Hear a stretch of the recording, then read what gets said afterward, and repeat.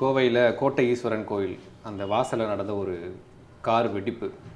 அது பல்வேறு தரப்பினராலும் பல்வேறு காரணங்கள் சொல்லப்படுது. இது வந்து ஒரு டெரரிஸ்ட் அட்டாக் அப்படின்னு சொல்கிறாங்க, சில பேர் வந்து ஒரு விபத்து அப்படின்றாங்க. கோவையில் உள்ள கோயில்களில் வந்து குண்டுவெடிப்பு நடத்தணும் அப்படின்றத வந்து அந்த பிளானை வந்து 2018 ஹேட்ச் பண்ணுறாங்க. இது ஏன் டெரர் அட்டாக்? அந்த குண்டுவெடிப்புக்கும் இந்த குண்டுவெடிப்புக்கும் நிறைய தொடர்புகள் இருக்கு. உலக அளவில் இராணுவத்தினாலையும் அதே மாதிரி இந்த டெரரிஸ்ட் ஆர்கனைசேஷனாலையும் பயன்படுத்தப்படுது. ஒரு 20 கிராம்லேருந்து அங்கே 50 கிராம் கள்ள மார்க்கெட்டில் தான் வாங்க முடியும், லோக்கல் மார்க்கெட்டில் தான், கருப்பு சந்தையில் தான் வாங்க முடியும். இந்த சதி திட்டத்துக்கு பின்னாடி ஒரு டெரர் பிளாட் இருக்கும் அப்படின்னா, இவர் இதை செய்ய போறாரு அப்படின்னா, ஏன் இவ்வளோ எவிடன்ஸையும் அவர் வீட்டில் விட்டுட்டு போனோம் அப்படின்றது கேள்வி, முக்கியமான கேள்வி தான். அதுக்கு போலீஸ் என்ன சொல்றாங்க, எல்லாத்தையும் இவர் யார் அப்படின்ற எல்லாத்தையும் அழிச்சு தான் போவார். அப்போ இவர் யாருன்ற போது இவரும் ரொம்ப ரொம்ப ரொம்ப இன்ட்ரெஸ்டிங்கான ஒரு மனிதராக தான் இருக்கிறாரு. சம்பவத்துக்கு சில வாரங்களுக்கு முன்பு வந்து ஒரு பெரிய பாக்ஸ் எல்லாம் வந்து இறங்குது. அந்த பாக்ஸ் எல்லாம் பார்த்துட்டு அந்த ஆட்டோ ரிக்ஷாலேருந்து இறங்குறத பார்த்துட்டு அந்த வீட்டு ஓனர் கேட்குறாரு, என்ன சந்தேகப்பட்டு கேட்குறாரு, என்ன இது அப்படின்னும் போது, இல்லை இதெல்லாம் புக்ஸு. இது வந்து குறித்தவரிய ஒரு அட்டாக். வணக்கம் சார். வணக்கம் அருண். கடந்த மாதம் அக்டோபர் 23 தீபாவளிக்கு முதல் நாள் கோவையில் கோட்டை ஈஸ்வரன் கோயில் அந்த வாசலில் நடந்த ஒரு கார் வெடிப்பு. அது பல்வேறு தரப்பினராலும் பல்வேறு காரணங்கள் சொல்லப்படுது. இது வந்து ஒரு டெரரிஸ்ட் அட்டாக் அப்படின்னு சொல்கிறாங்க, சில பேர் வந்து ஒரு விபத்து அப்படின்றாங்க. இப்படி பல்வேறு செய்திகள் இருந்தாலும் உங்களுடைய பார்வையில் என்ன நடந்தது? அந்த என்னுடைய பார்வையில்னு சொல்கிறத விட இதை வந்து என்னுடைய ஃப்ரெண்ட், அதுக்கப்புறம் தி வீக் மேகசினில் பணியாற்றிக்கிட்டு இருக்கிற லக்ஷ்மி சுப்பிரமணியன், அவங்க வந்து ஒரு பீஸ் எழுதியிருக்காங்க. உண்மையிலே ரொம்ப ஆழமான ஒரு ஆஃப்டர் இன்டெப்த் இன்வெஸ்டிகேஷன் ஒரு பீஸ் எழுதியிருக்காங்க. அதை பற்றி டிஸ்கஸ் பண்ணாலே இந்த கேஸோடைய பல்வேறு கோணங்கள் நமக்கு தெரியும்னு நான் நினைக்கிறேன். அந்த கோட்டை ஈஸ்வரன் கோயிலுக்கு முன்னாடி அந்த பாம்பு வெடிக்குது. அந்த பாம்பை வந்து அந்த கார் வெடிக்குது. அந்த காரை இயக்கிட்டு போகிறவர் வந்து ஜமேஷா முபின். அது எல்லாருக்கும் தெரியும். அவர் வந்து ஒரு இன்ஜினியரிங் கிராஜுவேட், 28 வயசாகிடுச்சு, திருமணமானவர். ஓகே.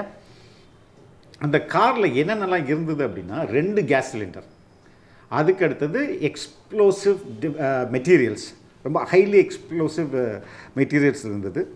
அதுக்கப்புறம் ஆணி, அதுக்கப்புறம் இந்த பால் பேரிங்ஸ். இதுதான் வந்து அந்த எனி பைப் பாம்பு சொல்லுவாங்களா, பைப் பாம்பில் கூட ஒரு சின்ன பைப்புக்குள்ளே இதெல்லாம் வச்சுட்டு இந்த பால் பேரிங்கு ஆணி இதெல்லாம் போடுவாங்க. அடித்து திணறும் போது போயிட்டு எல்லாரையும் குத்தி கிழிக்கும். இந்த பால் பேரிங் தான் ஒரு பெரிய பால் பேரிங்கும் ஆணிகளும். அதுக்கு அடுத்தது இந்த எக்ஸ்ப்ளோசிவ் மெட்டீரியல்ஸ். இதுதான் அந்த சந்தேகத்தை வெளிப்படுத்து. அடுத்த நாளே அக்டோபர் 23 நடக்குது. 24 வந்து போலீஸ் வந்து ஒரு 5 பேரை கைது பண்ணுறாங்க.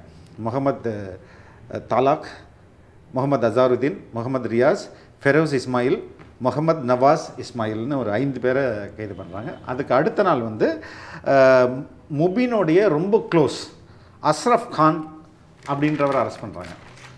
ஸோ இதுக்கப்புறம் இந்த முதல் கட்ட விசாரணையில் இது என்ன தெரிய வருதுன்னா, இந்த பாம்பு பிளாஸ்ட் வந்து 2018ஆம் ஆண்டே, அதாவது கோவையில் உள்ள கோயில்களில் வந்து குண்டுவெடிப்பு நடத்தணும் அப்படின்றத வந்து அந்த பிளானை வந்து 2018 ஹேட்ச் பண்ணுறாங்க அப்படின்றது தெரிய வருது. அதை விட ரொம்ப முக்கியம், இது ஏன் டெரர் அட்டாக்?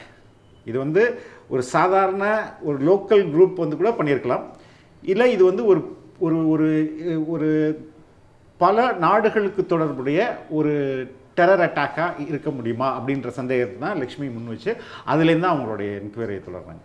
அப்படி பார்க்கும்போது 2019 ஈஸ்டர் பாம் அப்படின்னு சொல்லிட்டு ஸ்ரீலங்காவில் வந்து ஒரு கோயிலில் குண்டு வெடிக்குது. அந்த குண்டுவெடிப்புக்கும் இந்த குண்டுவெடிப்புக்கும் நிறைய தொடர்புகள் இருக்குது. எப்படி தொடர்புகள் இருக்குன்னா, இங்கே கண்டுபிடிக்கப்பட்ட பொருட்களும் அந்த பாம் பிளாஸ்டில் கண்டுபிடிக்கப்பட்ட இருந்த பொருட்களுக்கும் நிறைய ஒற்றுமை இருக்குது. அது மனிதர்களுக்கும் அதில் ஒற்றுமை இருக்குது. அப்படின்றது தான் இதை வந்து மேலும் சந்தேகத்துக்கு இடமாக்குறதா மாற்றுது.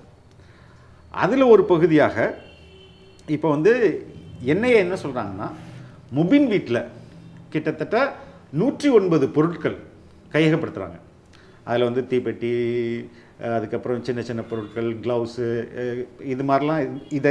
இதையும் தாண்டி potassium nitrite, black powder, cracker fuse அப்படின்ற ஒரு ஃபியூஸு, அது ஒரு long size, 2 metre long size, nitroglycerin, red phosphate, அதுக்கப்புறம் பென்டால் எரித்திரிட்டால் அப்படின்ற ஒரு பவுடர், அது வந்து பென்ட், PENT அப்படின்னு ஷார்ட் ஃபார்மில் சொல்கிறாங்க.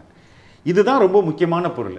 அதுக்கு அடுத்தது aluminium powder, oxygen cylinder, sulphur powder, அது கேஸ் மாஸ்க், இது மாதிரிலாம் கண்டுபிடிக்கிறாங்க. இந்த பென்ட் இருக்கு இல்லையா, இந்த பென்டோ எரித்ரிட்டால் அப்படின்ற பொருள் வந்து உலக அளவில் இராணுவத்தினாராலையும் அதே மாதிரி இந்த டெரரிஸ்ட் ஆர்கனைசேஷனாலையும் பயன்படுத்தப்படுது.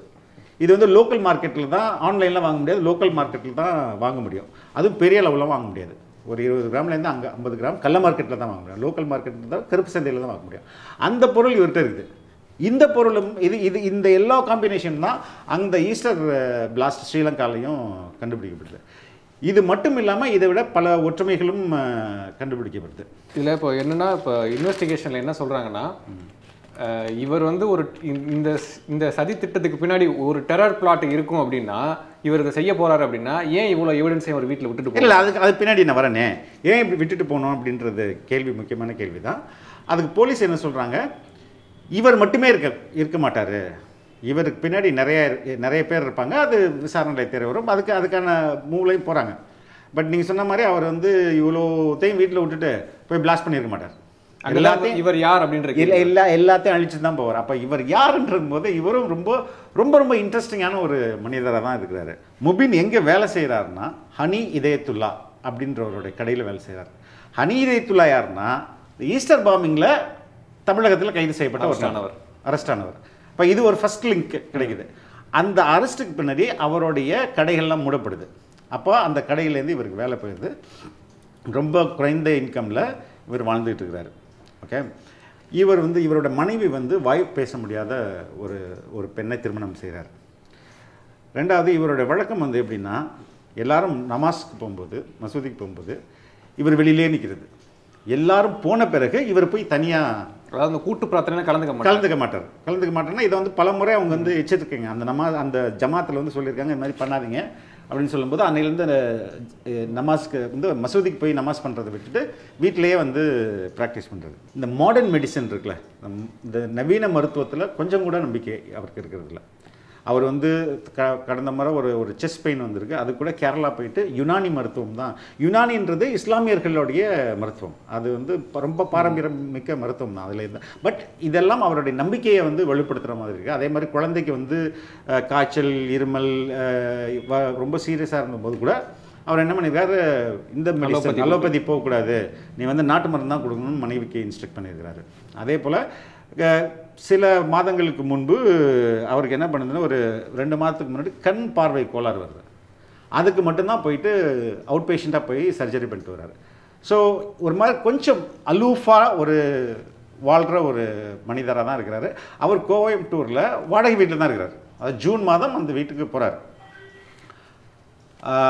ஆகஸ்ட் மாதம் 15ஆம் தேதி வந்து மனைவியும் குழந்தைகளும் அவருடைய மாமனார் வீட்டுக்கு, அது தன்னுடைய மனைவியின் அம்மா வீட்டுக்கு அனுப்பிடுறாரு. அன்றைக்கி வந்து ஆகஸ்ட் 15. அவங்களும் வாடகை வீட்டில் தான் இருக்கிறாங்க. கீழ் வீட்டில் ஒருத்தர் வந்து வீட்டு ஓனர், அவர் வந்து தேசிய கொடி ஏற்றிடுறாரு. ஏற்றணுன்னா எங்கே தேசிய கொடி ஏற்றுறன்னு தூக்கி சாக்கடையில் போட்டுடுறாரு. அவருக்கு இல்லை, யாரா பிடிங்கி போட்டது அப்படின்னு சொல்லியாமல், சரி 2வது தேசிய கொடி ஏற்றும்போது 2 பேருக்கும் ஒரு வாக்குவாதம் வந்து, அந்த வாக்குவாதத்தில் சரின்னு விட்டுட்டு அங்கேருந்து வந்தது. அதுக்கு அடுத்தது இப்போ ஜூன் மாதம் ஒரு வீட்டை பிடிக்கிறார். ஒரு வீட்டை வந்து வாடகைக்கு, உக்கடம்ன்ற பகுதியில் வாடகைக்கு பிடிக்கிறாரு. அங்கேருந்து உக்கடத்தில் ஒரு புக் ஷாப்பில் வேலை செய்கிறேன் அப்படின்றத சொல்கிறாரு. அதுக்கடுத்தது ஜூன், ஜூலை, ஆகஸ்ட் மாதத்தில் ஆகஸ்ட் 15 அன்னைக்கு கொண்டு போய் விட்டுடுறாரு. இப்போ இந்த இடைப்பட்ட நாட்கள் இருக்கு இல்லையா, இந்த இடைப்பட்ட நாட்கள் தான் அவர் தீவிரமாக வேலை செய்வதாக சொல்கிறாங்க. இப்போ சம்பவத்துக்கு சில வாரங்களுக்கு முன்பு வந்து ஒரு பெரிய பாக்ஸ் எல்லாம் வந்து இறங்குது. அந்த பாக்ஸ் எல்லாம் பார்த்துட்டு அந்த ஆட்டோ ரிக்ஷாலேருந்து இறங்குறத பார்த்துட்டு அந்த வீட்டு ஓனர் கேட்குறாரு, என்ன சந்தேகப்பட்டு கேட்குறாரு, என்ன இது அப்படின்னும்போது, இல்லை இதெல்லாம் புக்ஸு நான் விற்கிறதுக்காக வந்து வச்சுருக்கேன் அப்படின்னும்போது அதோட அது முடிஞ்சுது. அதுக்கப்புறம் தான் இந்த நிகழ்வுகள்லாம் நடக்குது. அப்போ இந்த மெட்டீரியல்ஸ், அதுக்கப்புறம் இவர் வேலை செய்த அந்த ஹனி இதயத்துல்லா அவர், அதுக்கப்புறம் அந்த ஈஸ்டர் பாம்பிங், அதுக்கு இது எல்லாத்தையும் கம்பைன் பண்ணி பார்க்கும்போது it is not a one man act. என்ன உல்ஃப் அட்டாக்னு சொல்கிறாங்களே, லோன் உல்ஃப் அட்டாக்காக இருந்தாலும் இதற்கு பின்பு நிறைய பேர் இருக்கலும் இன்னும் வெளிநாட்டு இயக்கங்கள்லாம் இதில் இருக்கக்கூடும் அப்படின்றது தான் போலீஸோடைய சந்தேகம். அதை வலுப்படுத்துறதுக்கு ஏற்ற மாதிரி அவங்க வந்து நிறையா இந்த இஸ்லாமிக் புக்ஸு, ஜிஹாத் பற்றியான புக்ஸு, தட் பார்ட் மேபி ட்ரூவாக கூட இருக்கலாம். ஸோ அதெல்லாம் எடுத்ததாக சொல்கிறாங்க. ஆனாலும் இதை இவர் ஏன் வந்து இவ்வளோ இதை விட்டுட்டு போய் இவ்வளோ எவிடன்ஸை விட்டுட்டு போனார்னு சொல்லும்போது இது வந்து குறித்தவரிய ஒரு அட்டாக் அப்படின்றது தான் ஒரு கன்க்ளூஷன் இல்லையா. இவர் அந்த ஏரியாவை மேபி பார்வையிட போயிருக்கலாம், எவ்வளோ நம்ம அக்யூரேட்டாக போகலாம். நாளைக்கு கூட தீபாவளி அன்னைக்கு நிறைய கூட்டங்கள் இருக்கலாம், என்னைக்கு டேட்டோ அது இம்மெட்டீரியல். அவர் போகும்போது அங்கே நிறைய ஹெவி செக்யூரிட்டி இருந்தது. போலீஸ் வந்து ஒரு 100 மீட்டர்லேயே இருக்கிறாரு. ஒரு ரெக்கி பார்க்க கூட போயிருக்கலாம். ஆமாம், ரெக்கி கூட பார்க்க போயிருக்கலாம். அப்போ இவர் வந்து உணர்ச்சி வசப்பட்டோ இல்லை தெரியாமலோ இல்லை ஆக்சிடெண்ட்டாவோ இல்லை வேணும்னா கூட பிளாஸ்ட் பண்ணியிருந்துக்கலாம். ஸோ இது வந்து அப்படி தான் இவங்க வந்து எப்படி இதை இந்த ஆர்டிக்கிளை கன்க்ளூட் பண்ணுறாங்கன்னா, இது வந்து டெரர் அட்டாக் தான், ஆனால் வந்து அதான் சொல்கிறேன் குறித்தவரிய ஒரு டெரர் அட்டாக் அப்படின்னு சொல்லிட்டு முடிக்கிறாங்க. பட் இந்த கோணம் வந்து இதுவரையும் பெரும்பாலான ஊடகங்கள் நம்ம சொல்கிறது காட்சி ஊடகங்கள் பெருசாக பேசலன்றது நினைக்கிறேன். அதனால் இது ரொம்ப முக்கியமான ரிப்போர்ட்டுன்னு நான் நினைக்கிறேன். அந்த 1998 கோவை குண்டு வெடிப்பு தொடர்பு அந்த கேஸில் அரெஸ்டான பிரைம் அக்யூஸ்ட் அவர் வந்து எஸ்ஏ பாஷா அப்படின்றவர். அவருடைய சொந்த சகோதரர் பெயர் வந்து நவாப் கான். அவர் நவாப் கானுடைய மகன் தான் இந்த முகமது தால்கா. இந்த முகமது தால்காட்ட இருந்து தான் இவர் வந்து அந்த காரை வாங்குறாரு அப்படின்னு வாங்கினதா தால்காவோட தாயார் சொல்றாங்க. ஆனால் போலீஸோட இன்வெஸ்டிகேஷன்ல இந்த கார் அவர் ஃப்ரீயா தான் வாங்கியிருக்கிறாரு அப்படின்னு 3000 ரூபாய் ப்ராஃபிட்டுக்கு 1500 ரூபாய் ப்ராஃபிட்டுக்கு வாங்கியிருக்கதா சொல்றாங்க. என்ஐஏ சோர்சஸ் சொல்றது என்ன அப்படின்னா 60 முஸ்லீம் இளைஞர்கள் வந்து இந்த கோவை குண்டுவெடிப்பு அந்த கேஸில் தொடர்புடைய அந்த ஃபேமிலியோட தொடர்பில் இருக்க 60 இளைஞர்கள் இன்னும் எங்களுடைய மானிட்டரில் தான் இருக்கிறாங்க. அதே மாதிரி இன்றைக்கி அல்-உம்மா வந்து கோவையில் பெருசாக இல்லாட்டியும் நாங்கள் அவங்களை க்ளோஸ்லி மானிட்டர் பண்ணிக்கிட்டு தான் இருக்கிறோம் அப்படின்னு சொல்கிறாங்க. அதே மாதிரி முபீனுக்கு வந்து எக்ஸ்டர்னல் சோர்சஸ் ஃபண்ட் பண்ணுது அப்படின்றதையும் உறுதிப்படுத்தியிருக்கிறாங்க இந்த இன்வெஸ்டிகேஷனில். குறிப்பாக அந்த முபீனுடைய பேங்க் அக்கௌண்ட்ஸ் அவருடைய இதெல்லாம் கான்ஃபிஸ்கேட் பண்ணியிருக்காங்க. முபீனுடைய டைரியில் வந்து கிடைச்ச விஷயங்களையும் லக்ஷ்மி எழுதியிருக்கிறாங்க. அதில் வந்து அவர் இஸ்லாத்தை எவ்வளோ விரும்பினார், நேசிக்கிறார், ஜிஹாத் தொடர்பாக, அப்புறம் சமீபத்தில் நடந்த அந்த ஒவ்வொரு மதத்தில் இருக்கக்கூடிய கடவுள் நம்பிக்கை குறித்த ஃப்ளோட் சார்ட்லாம் போட்டிருந்ததா இருந்தது. இஸ்லாமோபியா எந்த அளவுக்கு இந்தியாவில் வளர்ந்துட்டு இருக்கு அப்படின்ற மாதிரியான விஷயங்கள்லாம் இதை வலுப்படுத்துறதா மென்ஷன் பண்ணிக்கிறாங்க. அது மட்டும் இல்லாமல் இவர் இதை எல்லாத்தையும் ஆன்லைன்லேயே தான் கற்றுருக்குறாரு. ஆமாம், எந்த மெட்டீரியலும் அவர் மேல் குற்றம் சாட்டப்பட்ட அவர் தான் பாம் தயாரிச்சுன்னு குற்றம்.